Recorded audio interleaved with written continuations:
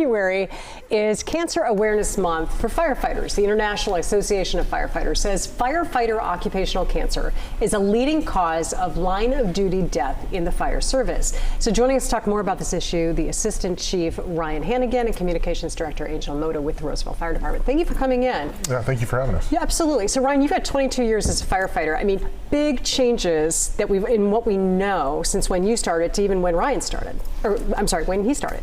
Right. Yeah, a lot of changes over the last 2 decades or 20 years. So, you know, we've tried to be very proactive at Roseville Fire about staying ahead of the occupational exposures of carcinogens, which is what's causing the increased risk of cancer in firefighters. And Angel, what is it about this line of duty that, or this particular job that increases the risk so much, other than the obvious? Yeah, I mean, obviously we get exposed to smoke quite a bit, and the products that they're using in, you know, your common tables, your couches, your, you know, in your homes are obviously more toxic. So that's a big one.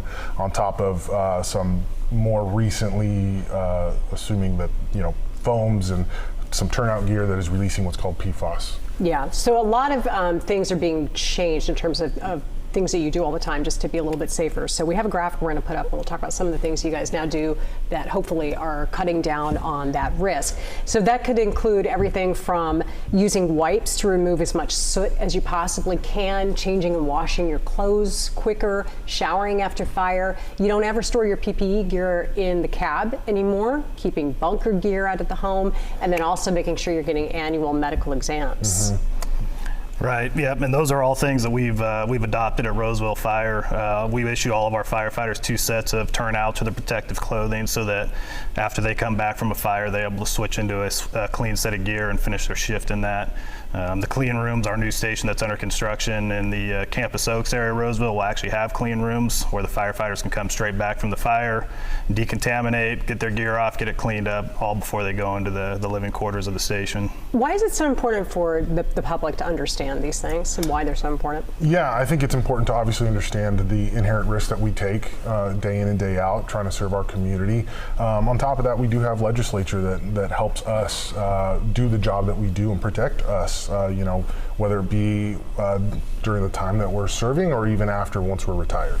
With newer recruits into the departments, is health something that they ask about more than they used to? Yeah, I think that. Because honestly, like a lot of little kids are like, I want to be a firefighter, Yeah. but now we do know a little bit more about certain types of jobs. What are the things that people express a concern about? I mean, obviously cancer is a big one, right? When you're going in, you're starting the fire academy, they talk to you about cancer. And luckily, like I said, I think we're very thankful to have the administration that we do that helps us be proactive.